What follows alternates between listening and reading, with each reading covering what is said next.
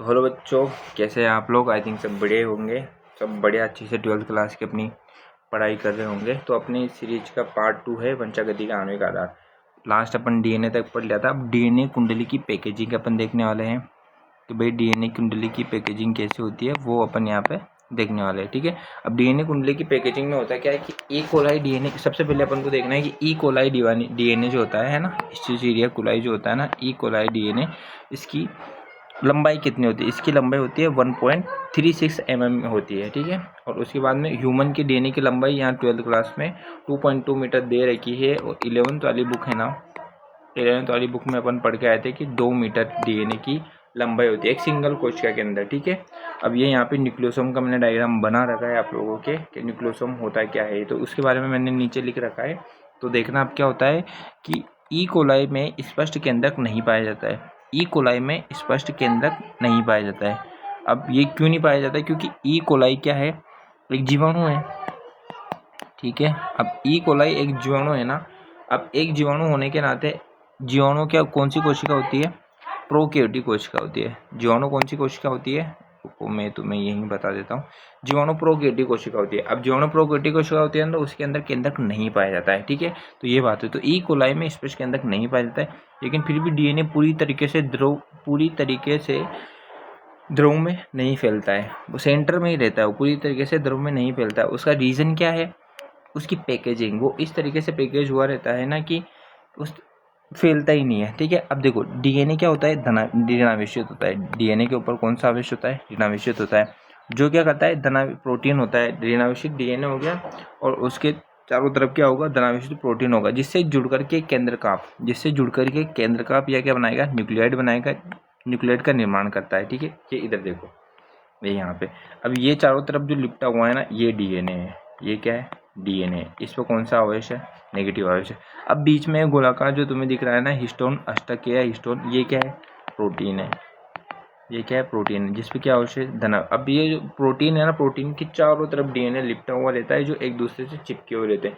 अब इस पूरी संरचना को क्या बोलते हैं, न्यूक्लियोसोम बोलते हैं। ये पीवाईक्यू में पूछ भी रखा है तुम्हारे, है ना। चलो यही चीज़ मैंने यहाँ पे बताई है आप लोगों को। अब देखो, अब ये होगी प्रोकैरियोटिक कोशिका की बात कि भाई डीएनए नहीं हो, डीएनए चारों तरफ फैला नहीं होता है प्रोकैरियोटिक कोशिका होने के बावजूद भी। अब आगे देखो यूकैरियोटिक कोशिका में। अब यूकैरियोटिक कोशिका में क्या होता है, इसकी संरचना काफ़ी जटिल होती है, कॉम्प्लेक्स होती है। क्यों, क्योंकि एक तो डेवलप्ड कोशिका होती है, दूसरी धनात्मक आवेशित क्षारीय प्रोटीन होती है, जिसे हिस्टोन्स कहते हैं, या हिस्टोन प्रोटीन वही है ये। अब हिस्टोन प्रोटीन है ना, क्षारीय अमीनो अम्ल लाइसिन व आर्जिनिन अधिक मात्रा में मिलते हैं। अब ये हिस्टोन प्रोटीन है, इसके अंदर अमीनो अम्ल होते हैं ना, 20 प्रकार के होते हैं। अब उसमें से लाइसिन और आर्जिनिन होता है ना, वो अधिक मात्रा में इसके अंदर पाया जाता है। ठीक है। नेक्स्ट देखते हैं, हिस्टोन इकट्ठा होकर के, हिस्टोन प्रोटीन है ना, वो इकट्ठा होकर 8 हिस्टोन अणुओं की एक इकाई बनाता है, एक यूनिट बनाता है, मतलब सिंगल, जिसके अंदर कितने स्टोन रहेंगे, ऐसे करके, ऐसे 8 स्टोन रहेंगे, एक यूनिट बता, जिसे क्या बोलेंगे अपन, हिस्टोन अष्टक बोलेंगे। ये ऐसे गोलाकार संरचना बोला जाता है। ये जो पूरी संरचना दिख रही है ना तुम्हें, ये वाली, ये क्या एक तरीके से अपना हिस्टोन अष्टक है। ये बहुत सारी, कितनी अपने क्या पढ़ा है यहाँ पे कि लगभग कितने स्टोन इकट्ठा होकर के 8 स्टोन अणुओं की एक यूनिट बना लेता है, जिसे स्टोन अष्टक बोलते हैं। ठीक है। अब आगे देखना, धनावेशित स्टोन अष्टक चारों ओर से ऋणावेशित डीएनए से सटा हुआ रहता है, जुड़ा हुआ रहता है। मैंने तुम्हें बता ही दिया है। उसे क्या बोलते हैं, न्यूक्लियोसोम बोलते हैं। वेरी वेरी इंपॉर्टेंट है ये, यहाँ से वेरी वेरी इंपॉर्टेंट। अब जो न्यूक्लियोसोम होता है ना, उसके अंदर यहाँ से क्वेश्चन पूछ लिया जाता है कि कितने क्षारीय युग्म होते हैं, कितने बेस पेयर होते हैं। तो न्यूक्लियोसोम के अंदर 200 बेस पेयर होते हैं बच्चों। कितने बेस पेयर होते हैं, 200 बेस पेयर होते हैं। ठीक है। अब आगे देखते हैं। अब न्यूक्लियोसोम क्या है, क्रोमेटिन पर। अब न्यूक्लियोसोम क्या है, अब देखना होता क्या है। क्रोमेटिन अपन समझते हैं कि एक धागे रूपी संरचना होती है।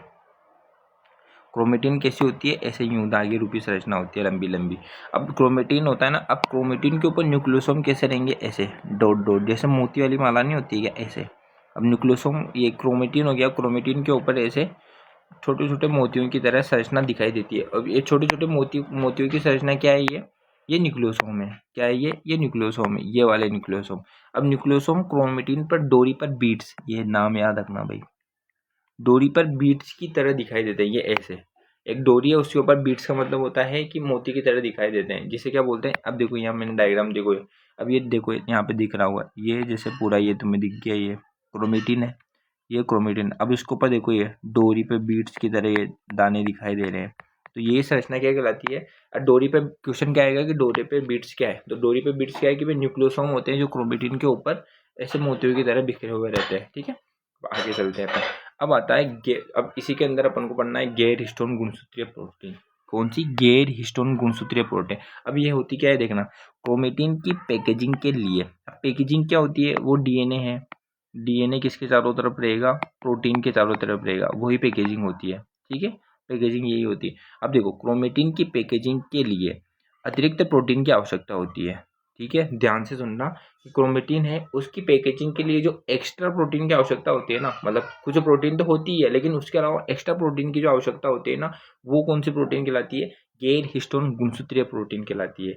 अब इसका एक और नाम क्या है देखो, एनएससी इस नाम से भी आ सकता है, या इसका इंग्लिश नाम क्या हो जाएगा, नॉन हिस्टोन क्रोमोसोमल प्रोटीन। ठीक है, तो ये भी याद रखनी है अपन को यहाँ पे। अब देखना, यहाँ से पिछले साल 2026 में क्वेश्चन भी आया था, 2026 वाले पेपर में यहाँ से क्वेश्चन भी आया था, ये वाला PYQ है। ये सिंगल सीधा का सीधा क्या क्वेश्चन MCQ में पूछ लिया था कि एक प्रारूपिक केंद्रक में कुछ जगहों पर प्रोटीन। अब एक केंद्रक होता है, मान लो एक केंद्रक है, केंद्रक के अंदर प्रोटीन रहेंगे, है ना, कुछ जगहों पर, बहुत सी जगहों पर प्रोटीन रहेंगे। तो एक प्रारूपिक केंद्रक में कुछ जगहों पर प्रोटीन क्या होते हैं, ढीले बंधे होते हैं। अगर केंद्रक के अंदर प्रोटीन ढीले बंधे हुए हैं तो उसे क्या बोलेंगे, यूक्रोमेटिन बोला जाता है। यहीं से क्वेश्चन आया था, यूक्रोमेटिन बोला जाता है। अगर वही प्रोटीन केंद्रक के अंदर अच्छे ढंग से टाइट बंधे हुए, एकदम गांठे वाले बंधे हुए, तो उसे क्या बोलेंगे, हेटेरोक्रोमेटिन बोला जाएगा। ठीक है, तो ये एक और टाइप हो गया था कि हेटेरोक्रोमेटिन बोला जाएगा। मैं याद लिख के लाया कि थोड़ा जल्दी हो जाएगा। चलो, अब ये न्यूक्लियोसोम हो गया है। अब न्यूक्लियोसोम से क्वेश्चन कहाँ से बनता है, यूक्रोमेटिन पूछ लिया है, तो हेटेरोक्रोमेटिन अपन को याद रखना है। हेटेरोक्रोमेटिन के बाद में गैर हिस्टोन गुणसूत्रीय प्रोटीन देख ली। इसे बोलते हैं कि क्रोमेटिन की पैकेजिंग के लिए जो एक्स्ट्रा प्रोटीन की आवश्यकता होती है वही क्या होती है, क्रोमेटिन की पैकेजिंग के लिए जो एक्स्ट्रा प्रोटीन की नीड हो रही है वही क्या हो रही है, गैर हिस्टोन गुणसूत्रीय प्रोटीन हो रही है। उसके बाद अपन ने देखा कि डोरी पर बीड्स क्या होते हैं, कि जो क्रोमेटिन होता है, क्रोमेटिन के ऊपर न्यूक्लियोसोम डॉट डॉट की तरह होते हैं, मोतियों की तरह होते हैं, उसे डोरी पर बीड्स कहते हैं। अब न्यूक्लियोसोम क्या होता है भाई, कि धनावेशित हिस्टोन अष्टक होता है, धनावेशित हिस्टोन अष्टक होता है, उसके चारों तरफ ऋणावेशित डीएनए लगा हुआ रहता है, सटा हुआ रहता है, जिसे न्यूक्लियोसोम कहते हैं। ठीक है, हिस्टोन। अब यहीं से इनमें से क्वेश्चन आ जाएगा तुम्हारे, और जगह जाने की जरूरत है ही नहीं तुम्हें, इनमें से क्वेश्चन आ जाएगा। ठीक है, चलो अब नेक्स्ट टॉपिक देखते हैं अपन। नेक्स्ट टॉपिक है अपने अनुवांशिक पदार्थ की खोज। भाई जी की हाँ, अनुवांशिक पदार्थ की खोज हुई है। अब डीएनए की बात हो रही है कि खोज तो हुई है, लेकिन पुष्टि वगैरह कैसे क्या हुई, तो उसके सिद्धांत अपन देखने वाले, एक्सपेरिमेंट देखने वाले। तो अनुवांशिक, सबसे पहली लाइन क्या दे रही है एनसीईआरटी के अंदर, कि आनुवंशिक आधार के वंशागति की खोज कब हुई है, 1926 में हुई है। ये भी याद रखनी है, एमसीक्यू में सीधा क्वेश्चन बन जाएगी कि आनुवंशिक आधार के वंशागति की खोज कब हुई है, 1926 में हुई है। अब सबसे पहली थ्योरी आती है, सबसे पहला सिद्धांत आता है रूपांतरीय सिद्धांत। इसके अंदर अपना जो सबसे पहला सिद्धांत आता है ना, वो आता है रूपांतरीय सिद्धांत आता है। अब रूपांतरिक सिद्धांत दिया किसने था, सबसे पहला क्वेश्चन यही आ रहा है अपने यहाँ पे। तो फ्रेडरिक ग्रिफिथ, कौन था भाई, फ्रेडरिक जो ग्रिफिथ था, उन्होंने 1928 में, 1926 में तो वंशागति की खोज हो चुकी थी आनुवंशिक आधार पर। अब 19 रूपांतरीय थ्योरी आई थी 1928 में, जो किसने दी थी, फ्रेडरिक ग्रिफिथ ने दी थी। अब फ्रेडरिक ग्रिफिथ ने सबसे पहला क्वेश्चन यहाँ से क्या बन रहा है कि फ्रेडरिक ग्रिफिथ ने अपने डीएनए की आनुवंशिक आधार की वंशागति के प्रूफ करने के लिए, स्पष्ट करने के लिए अपना प्रयोग किया किस पे था, तो अपना प्रयोग उसने किसने किया था, स्ट्रेप्टोकोकस निमोनी के ऊपर किया था। बेटा ये एक बैक्टीरिया है, बैक्टीरिया, ये क्या है, एक बैक्टीरिया है। अब स्ट्रेप्टोकोकस निमोनी के ऊपर इन्होंने क्या किए थे, अपने एक्सपेरिमेंट किए थे। जो अब ये जो जीवाणु होता है ना, ये निमोनिया जो रोग होता है ना, उसका एक क्या होता है, कारक होता है। अब इन्होंने क्या किया था, सिंपल में एकदम फ्लो चार्ट में अपन समझ लेते हैं, थ्योरी तो आप लिखना ही, लेकिन समझ लेते हैं चीज़ों को। स्ट्रेप्टोकोकस निमोनी जीवाणु लिया इन्होंने क्या किया, इसका संवर्धन कराया। अब संवर्धन कहते किसे, मतलब कोई भी जीव हो गया उसका टेस्ट ट्यूब में, टेस्ट ट्यूब, या फिर ऐसा समझो आप तो कि लेबोरेटरी में, लैब में उसका क्या कराना, बड़ा करना, उसका विकास कराना, उसका विकास कराना क्या कहलाता है, संवर्धन कहलाता है ना। चलो, अब इसका स्ट्रेप्टोकोकस निमोनी का उसने क्या किया, संवर्धन कराया। अब जैसे उसने संवर्धन कराया ना, तो उसे दो प्रकार की कॉलोनी प्राप्त हुई। कॉलोनी मतलब, अब कॉलोनी क्यों बोलेंगे, क्योंकि जीवाणु सिंगल तो नहीं होगा, बहुत सारे झुंड में होंगे। अब तो उन्होंने सबसे पहले उस एक कॉलोनी कौन सी प्राप्त हुई, उसने चिकनी चमकीली कॉलोनी प्राप्त हुई, जिसे उसने क्या नाम दे दिया, एस नाम दे दिया। और दूसरी सक्ष कॉलोनी प्राप्त हुई जो चिकनी नहीं थी, इसलिए इसका सक्ष नाम दे दिया, जिसे आर उन्होंने नाम दे दिया। अब चिकनी चमेली क्या, सॉरी, दोनों में क्या अंतर है, मतलब कि सर इसको एस प्रभेद नाम दे दिया, इसको आर प्रभेद नाम दिया, क्यों दिया, क्योंकि ये बात याद रखना तुम्हें ना मोस्ट। अब जो चिकनी चमकीली कॉलोनी है उसमें क्या होता है, श्लेष्मा युक्त आवरण पाया जाता है। अब जो मतलब जो चारों तरफ जीवाणु है, जीवाणु के चारों तरफ जो आवरण पाया जाता है ना, तो इसमें स्ट्रेप्टोकोकस निमोनिया की चारों तरफ जो आवरण पाया जा रहा है वो श्लेष्मा युक्त आवरण है। कौन सा आवरण है, श्लेष्मा युक्त आवरण है। अब जो क्या होता है, सक्ष कॉलोनी होती है ना, सक्ष कॉलोनी में ये एब्सेंट होता है, नहीं पाया जाता है। तो ठीक है, अब देखो उन्होंने एक्सपेरिमेंट को अपने आगे बनाया। अब जो एस प्रभेद वाला, ये एस प्रभेद वाला जो जीवाणु था, स्ट्रेप्टोकोकस निमोनिया था, उन्होंने क्या किया, जिसके अंदर श्लेष्मा युक्त आवरण पाया जा रहा है, ठीक है। अब उसने इस प्रभेद को क्या किया, चूहे में प्रवेश कराया। अब इस प्रभेद को चूहे में प्रवेश करवाते ही चूहा क्या हो गया, डेथ हो गया, मर गया। अब दूसरा जो उनके पास कॉलोनी थी आर प्रभेद, अब आर प्रभेद को उन्होंने चूहे में प्रवेश कराया। अब आर प्रभेद को चूहे में प्रवेश कराया तो चूहा जीवित रहा। क्यों जीवित रहा, क्योंकि उसके अंदर आर प्रभेद के अंदर क्या श्लेष्मा युक्त आवरण नहीं पाया जा रहा है। तो एक्सपेरिमेंट यहाँ पे खत्म नहीं हो रहा है, मेन एक्सपेरिमेंट आगे आ रहा है।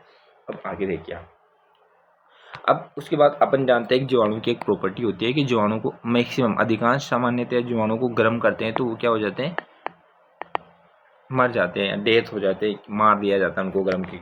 अब देखना, अब इस प्रभेद जो कि ताप से गर्म कर दिया उसको, जो डेथ हो गया, अब ताप से गर्म करने के बाद वो डेथ हो गया, तो इस प्रभेद को चूहे में प्रवेश कराया। अब इस प्रभेद को चूहे में प्रवेश कराया तो चूहा क्या रहा, जीवित रहा। देखो ताप से गर्म कर, वो मर गया ना, मरने के बाद चूहे में प्रवेश कराया तो उसको क्या रहा, चूहा जीवित रहा। लेकिन यहाँ पे देखो इस प्रभेद को चूहे में प्रवेश कराया था जीवित को, तो चूहा मर गया था, ठीक है। अब मरे हुए को प्रवेश कराया तो चूहा जीवित रहा। अब देखो आर प्रभेद, अब आर प्रभेद जो था ना, यहाँ पे मैंने थोड़ा सा गलत लिख दिया है।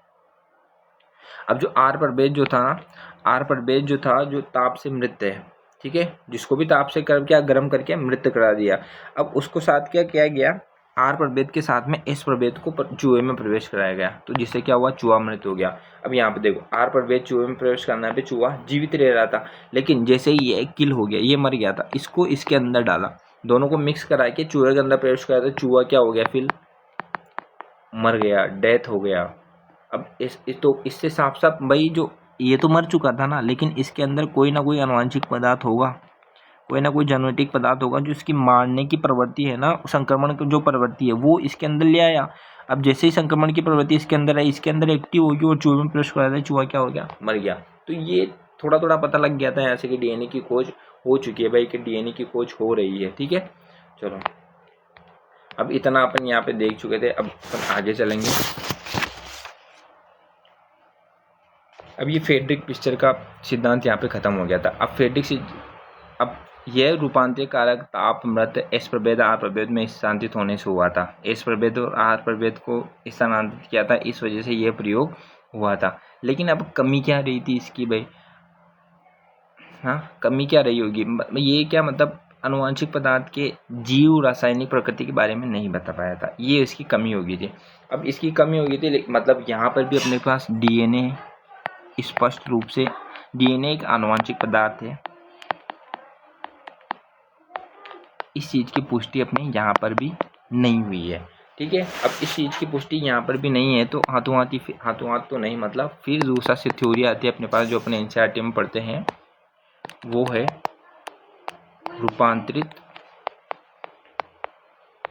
रूपांतरित सिद्धांत के